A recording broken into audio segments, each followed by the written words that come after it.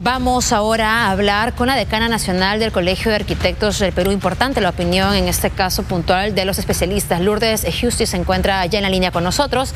¿Cómo está, arquitecta? Buenas tardes, por favor. Su primera opinión con toda la información que se va conociendo después de este sismo de magnitud 7. Muchas gracias. Una vez más, tenemos un sismo, en este caso 7 grados de magnitud, que nos pone sobre alerta. ¿Estamos preparados o no? Ha sido en Caravelí. ¿Qué hubiera pasado si esto sucedía en el pleno centro histórico de Arequipa o en alguna de nuestras ciudades como Ica, Lima, centro histórico, nuestras laderas, ¿no?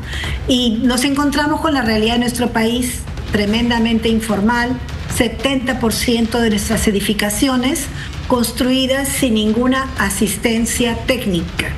Nosotros, voy a dar unas cifras oficiales del Consejo Permanente de la Vivienda, ¿no? Al año 21. Dice, 7.600.000 personas en el Perú viven en barrios urbanos marginales, de las cuales 74% están en una seria situación de vulnerabilidad en desastres. O sea, más de 5.600.000 personas en nuestro país están en un serio peligro ante un riesgo de sismos, etcétera, ¿no? Y otros.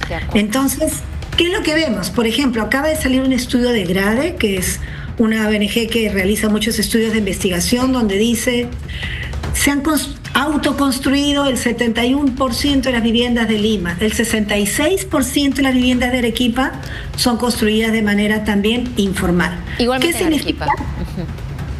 Igualmente 66%. En Arequipa también. Así es. Lo mismo pasa en Piura, en Ica, en Junín, etcétera, ¿no? Arquitecta, ¿hay alguna región del país donde el planeamiento urbano haya tenido efectos, que se encuentre mejor preparada en infraestructura ante una situación como es la de un sismo? Muy buena tu pregunta. Mira, ¿sabes desde cuándo en el Perú existe una política nacional de vivienda y una ley de desarrollo urbano sostenible? Desde julio del año 21. Estamos en pañales. Hace poco hemos celebrado el aniversario del Colegio de Arquitectos. Vino la ex viceministra de Vivienda de Chile y nos dice que ellos tienen estos programas de vivienda y muchas otras políticas hace 100 años. Entonces es lógico que estemos así. El Perú no tiene planificación urbana. Y los poquitos ayuntamientos que la tienen, que creo que es el 17%, ¿qué pasa si el alcalde cumple o no lo cumple? No pasa nada. Y estamos llenos de monumentos al choclo, a la papa, voy a hacer agua, o ahora incluso el mismo alcalde López Aliaga, hemos visto de unos viaductos que no están en el plan de desarrollo metropolitano que se acaba de aprobar. Arquitecta, esta situación precaria de las viviendas, incluso ya luego hablaremos también de las vías, incluye a las instituciones, a la infraestructura construida también por las entidades de gobierno. Lo digo por este colegio, cuyo pabellón más antiguo, el de San Pedro de Yauca, felizmente que no ha tenido alumnos o que no ha estado en un horario de clases, pero se encuentra ahora ya en una situación inhabitable. Entonces, ¿cuántos colegios están así, etcétera? Y sin hablar incluso de hospitales y más. Mira, es bien importante la pregunta que realizas, porque desde el Colegio de Arquitectos estamos trabajando mucho para que todas las edificaciones, las obras que se construyen con nuestro dinero de impuestos, sea evaluada la calidad de la arquitectura, la calidad del diseño. Ustedes saben que actualmente todas las obras solamente se entregan porque son baratas y porque la empresa que lo va a construir demostró experiencia, pero ni siquiera necesariamente en el tema. No se evalúa la calidad del diseño. Entonces, una empresa constructora que hace una obra, ¿a quién va a contratar? ¿Al arquitecto más barato? ¿O a que de repente le dé la mejor calidad? ¿O compra la calidad? ¿O hay un arreglo de corrupción de por medio, como vemos todos los días en las noticias? De acuerdo, arquitecta. Usted apunta a que las licitaciones públicas actualmente para poder acceder a la construcción de una obra no necesariamente apela a la mayor calidad de la obra, sino a lo que te cuesta menos, a lo que el Estado tiene que pagar menos, y ya sin mencionar las adendas que luego terminan costándote mucho más si es que la obra termina finalmente, porque hemos visto que toma muchos años, en algunos casos nunca se entrega, y lo que tenemos es a las personas allí sin la obra prometida. Hablemos por favor también de la infraestructura vial, porque temblor, sismo, deslizamientos, rocas de gran tamaño. Hay una escena que ahora nos sorprende. Felizmente no había un vehículo allí porque podían resultar también personas fallecidas. Entonces, la infraestructura también vial, ¿cómo la evalúan ustedes? Mira, lo que pasa es que en nuestro país cada problema se toca de manera aislada. Nosotros tenemos un Ministerio de Vivienda, Urbanismo y Construcción. Aparte está la Municipalidad de Lima, que ni siquiera tiene control sobre el mismo transporte. Está la Autoridad de Transporte Urbano, por otro lado.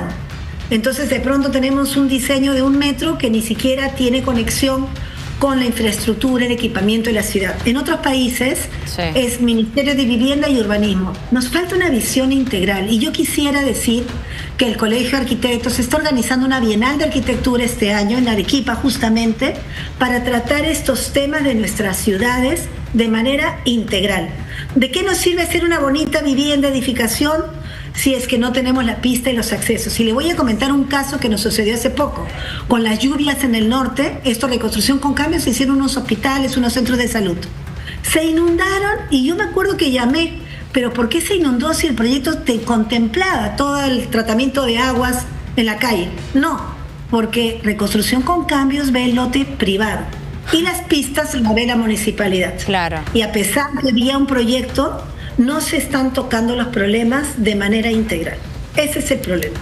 Y allí también me voy hacia lo otro, ¿no? A las promesas de campaña que escucharemos también en algún momento. Otra vez, títulos de propiedad, agua, luz, saneamiento, etcétera, etcétera, etcétera, en obras que, en zonas que finalmente empezaron como invasión, que luego les reconoce la posesión, luego la propiedad, pero jamás es un planeamiento, ni parece estar tan preocupada el candidato en esas zonas a veces, y luego la autoridad, ¿en qué va a pasar si es que hay un sismo? Mire, lo que tenemos que hacer es un basta ya. No queremos este tipo de ciudades donde están en riesgo nuestros pobladores. ¿Qué es lo que tiene que hacer desde el Congreso, en el presupuesto? Dar dinero para la planificación urbana. Que cada ciudad sepa qué es lo que yo quiero priorizar, cuáles son mis proyectos importantes. Venga el alcalde que venga, esa sea la hoja de ruta. Y el presupuesto se tiene que invertir así. Pongo el caso de Medellín, que era la ciudad más violenta del mundo y ahora es un ejemplo de urbanismo. Le llaman un urbanismo social. ¿Por qué? Porque cambió la vida de sus habitantes. Tú pagas un pasaje, uno solo, y vives en la punta del cerro. Tomas el cable, luego te conectas con el metro y luego con un bus. Todo con solo el precio de un pasaje. Sí. Porque hay una idea integral. Totalmente. ¿Subió mi sueldo? No, pero me cambió la vida. En vez de demorarme 2 horas, me demoro media hora. Sí. Y me da otros equipamientos. Se han dado unas bibliotecas, centros culturales maravillosos. ¿Cómo? Con proyectos de arquitectura, concursos de arquitectura, y todos ven. Mira qué maravilla de proyectos de los cuales nos sentimos, se sienten ellos orgullosos. Claro, por eso desde el colegio invocamos concursos de arquitectura, la mejor de la calidad para nuestras edificaciones. Pero ahí apelamos, por supuesto, al trato digno al ciudadano, ¿verdad, arquitecta? Es la calidad de vida que se merecen todos nuestros pobladores. De acuerdo. En todo caso, la conclusión es que el 66% de la infraestructura de nuestro país, incluimos la privada y la pública, se encuentra en una situación precaria por la improvisación también. Sí, exactamente, por una falta de planificación y porque se piensa, por ejemplo, ¿no? En la época de Fujimori, recuerden que se hicieron cientos de colegios. El mismo modelo en todos los lugares del país, prácticamente. Mientras que nosotros somos un país diverso, no se puede hacer el mismo modelo. Acá en Lima, de acuerdo, que en Puno, que hace frío, que en la selva, que en Loreto o que en el norte en Piura, ¿no es cierto? Entonces, por eso es que nosotros pensamos que es indispensable que se evalúe y se hagan los concursos de los proyectos de arquitectura, se evalúe qué estamos haciendo para cada zona del país. Nuestra diversidad, tomarla en cuenta. De acuerdo. Y los invito a la Bienal de Arequipa este año en noviembre, donde justamente trataremos estos temas desde el Colegio de Arquitectos. Ahora, volviendo, por eso queríamos también acentuar esta cifra y volviendo al tema que hablábamos anteriormente, ¿no? De las invasiones, de las viviendas precarias también, que se vuelven grandes ciudades. Y hablemos, por ejemplo, de las situaciones que vemos, por ejemplo, en Villa María del Triunfo, San Juan del Lurigancho y más, donde ya hay cerros totalmente ocupados de viviendas, como las que estamos viendo ahora en imágenes. Aparte ya, por supuesto, las alcaldías construyen luego las escaleras, tratan de darles algunas facilidades para que puedan tener algún nivel de facilidad al subir a sus viviendas, pero siguen siendo obras o siguen siendo casas totalmente peligrosas. Ya algunas veces hemos encontrado hasta edificios en estos puntos. ¿Hay algún planteamiento que se esté estudiando para estas zonas? ¿Qué se puede hacer? Le pido desde su especialidad que nos dé alguna salida. Sí, claro, mire, acabamos de tener un ciclo de conferencias por el aniversario de nuestro colegio y trajimos nosotros a la ex viceministra de Vivienda de Chile. Prácticamente acá en el Perú se está haciendo mucho proyecto Mi Vivienda, ¿no? Y techo propio. Prácticamente dos cosas. Ellos nos han mostrado como 15 soluciones diferentes, ¿ya? Y hemos ido con ella al Viceministerio de Vivienda, que fuimos recibidos con todos los asesores. En este tipo de situaciones, por ejemplo, deberíamos hacer proyectos piloto. ¿Cómo hacer para reforzar todo esto? Claro. No solamente con un reforzamiento, sino que a la vez que se hace el refuerzo, con un diseño integral. Por ejemplo, podemos hacer reforzamiento tipo andenes. Y en estos andenes vamos planteando de repente una parte de juegos, otra parte de cultivo para huertos, otra parte, por ejemplo, si se hace el diseño de repente la escalera en zigzag, podemos crear zonas intermedias para el guaguaguasi, para colocar el agua arriba. Estas zonas son muy vulnerables y les faltan muchos equipamientos. Entonces, lo que queremos nosotros y se necesita es hacer proyectos pilotos y ver cómo funciona para luego replicarlos de manera sistémica. O sea, esto funcionó bien y lo replicamos en aquellos lugares que tienen estas mismas condiciones. Ahora,